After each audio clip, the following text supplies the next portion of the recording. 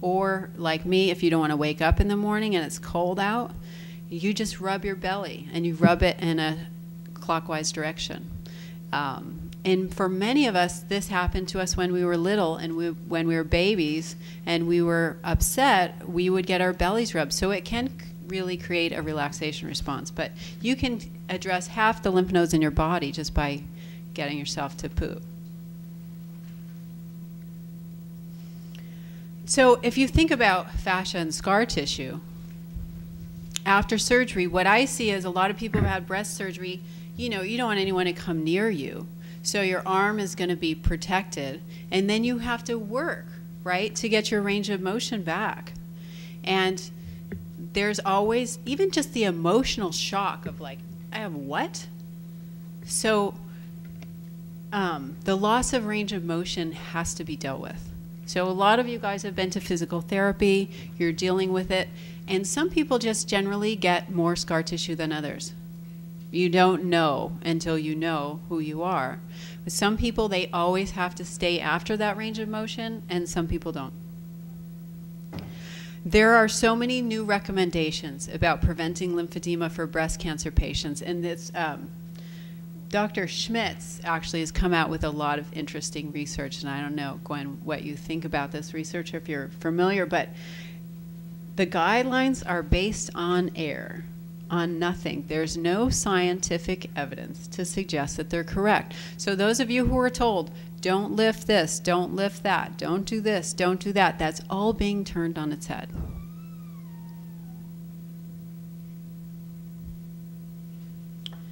And massage alone, obviously, actually clinically is not proven to be, on its own, to be effective in treating or preventing lymphedema.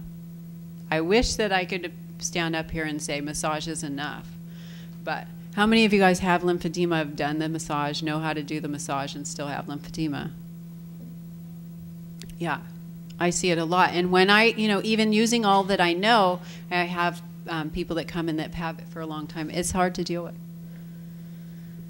But they're starting to combine that this is the exercise piece. Prevent lymphedema. This is now starting to pop up. This wasn't even in the literature 5-6 years ago.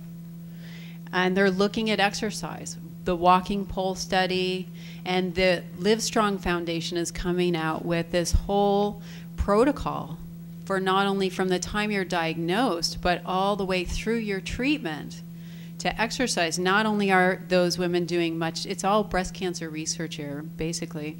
The women are doing much better in treatment, less depression, less fatigue, all the way through chemo, but also we're finding a decreased risk of lymphedema. Obviously, more research is needed.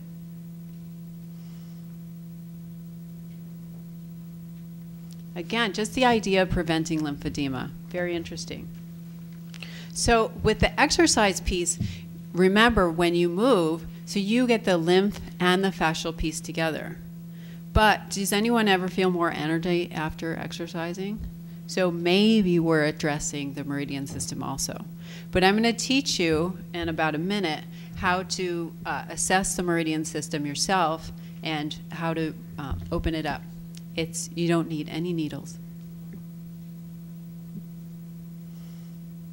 So this slow progressive upper body exercise, I think this is where the research is really coming out. This is where you're seeing more research on this. I wish the massage research was panning out better than it is, but I'm not seeing it, even out of Europe. I'm not telling you to go and start pumping a bunch of weights and go crazy lifting weights and doing exercise, because you still, an injury could bring on lymphedema. So gentle, but you can do weight-bearing exercise. So everybody knows this, like what to look for with lymphedema. People know this information. Basically, you want to check one side against the other. You know, if you think you're having swelling, the best thing to do is not to wait.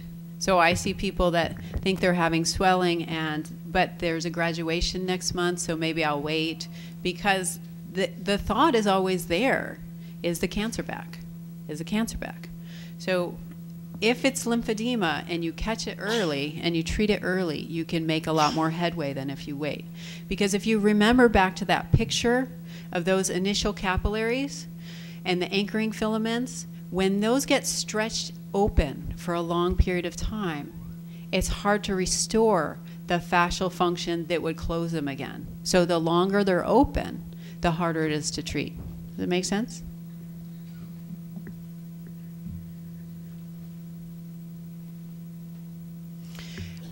Eastern theory on medicine is very different than Western theory, because whereas we try to break things down to understand it, in the East, they're always looking at things in relationship in order to understand how they work.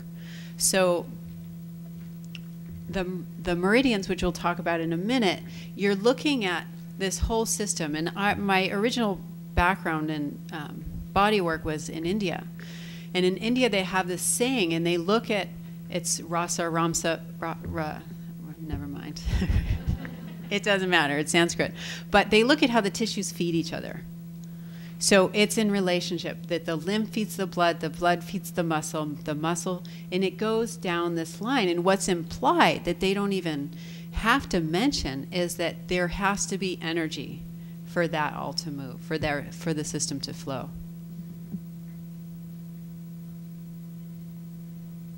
So people know mostly what meridians are, but there's these invisible pathways that are not so invisible anymore. I think he discovered them in the 70s, but they're starting to actually do more research about them and find out that they are actually physically there in your body.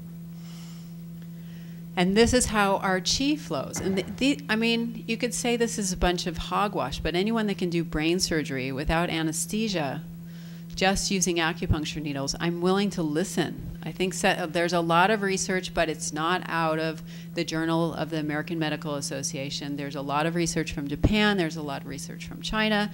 Acupuncture works. Acupuncture works for back pain now. I think it's covered by insurance. But there is something to this 2,000-year-old system.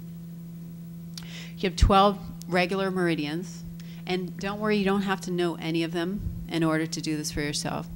I call them energy points when I'm working with clients, because your kidney meridian, your liver meridian, you don't have to think, oh, does this mean my kidney? It doesn't have to mean any of this. This is just, you have energy that moves through your body, if you want to simplify it a lot. And there's a system, some people have figured out how it moves through your body, and you can change it.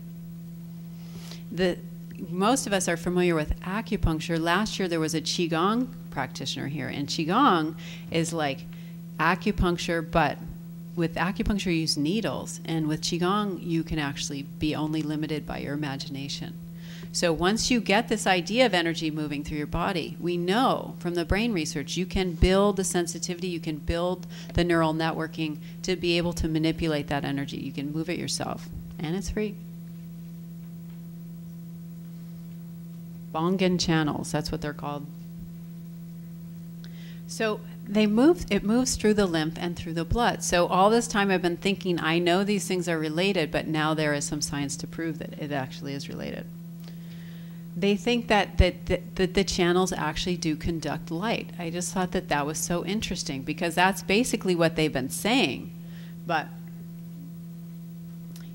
it's starting to come into the research.